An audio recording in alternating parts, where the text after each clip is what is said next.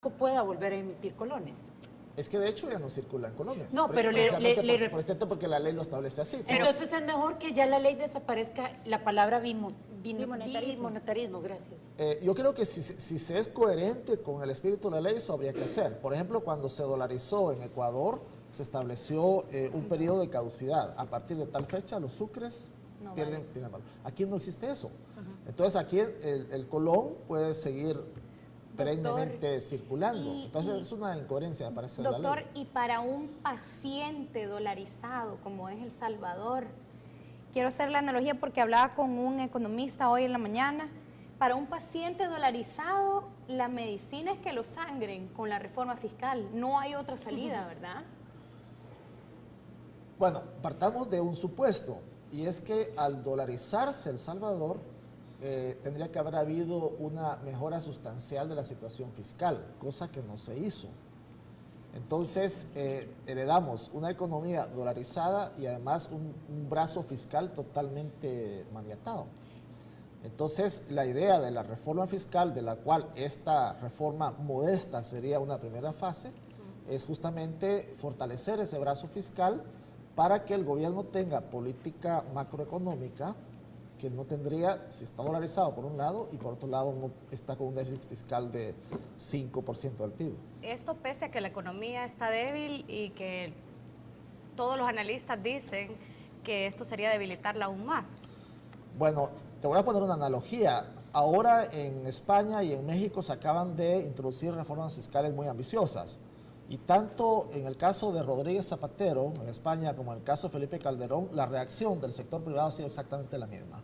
No es el momento oportuno para aumentar impuestos, la economía está mal, esto va a profundizar la recesión. O sea, los empresarios siempre van a decir eso.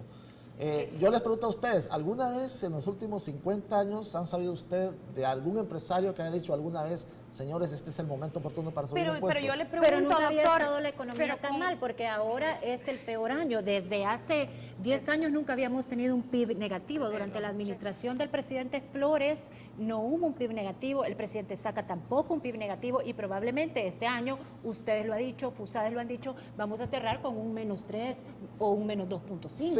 Entonces tenemos una década de no tener la economía tan mal. Pero yo creo que se plantea el efecto de la reforma fiscal como que vaya a ahogar a las empresas a tal punto que las va a hacer cerrar. La reforma fiscal aumenta 1 punto del PIB, o sea, por cada $1 de ingreso de la economía es 1 centavo lo que se aumenta. Por 1 centavo de incremento de la recaudación van a quebrar las empresas. Pero esto es necesaria la reforma fiscal y no sería mejor tapar el hueco fiscal que hay por la evasión. ¿Por qué no el gobierno se enfoca en eso, en la evasión? Pero es que si tú lees en detalle la reforma fiscal, tiene mucho de combate de la evasión. ¿Cómo? Bueno, hay una serie de medidas administrativas para reducir la evasión. hasta la ¿Y tasa de esa- meseros. ¿Cuáles? Bueno, podemos entrar al detalle si quieren de las 200. Pero no, entonces, si no vamos a entrar en detalle son por el 200. tiempo, obviamente, pero ¿qué necesitamos, doctor, para reactivar la economía si al final del día el motor de una economía es el sector empresarial y son los que ahorita en este momento están como a la espera, ¿no?, de lo que va a pasar con Bueno, esta lo que reforma? ¿Qué se necesita? lo que obviamente se requiere es complementar este paquete fiscal con políticas de reactivación económica. Por ahí viene todo el tema de las políticas sectoriales que formarían parte de la estrategia del plan quinquenal. Y ese plan quinquenal, bueno, se está preparando, ¿verdad? Se está preparando. El compromiso del secretario técnico es tenerlo listo a finales de diciembre para que pueda ser presentado al país. ¿Y usted participa en ese plan quinquenal? Participamos directamente, la coordinación del plan es responsabilidad del secretario técnico. ¿Y ese plan quinquenal contempla alguna medida en caso de que algún banco llegue a quebrar en este país? Bueno, como antecedente, la solidez del sistema financiero es bastante buena. O sea, la probabilidad de que un banco quiebre es bastante baja en este momento. Pero ¿qué pasa si quiebra? ¿Cuál es la reacción inmediata o cómo hace el gobierno para poder enfrentar a la quiebra de un banco? Es que me estás planteando un escenario contrafactual que no es probable.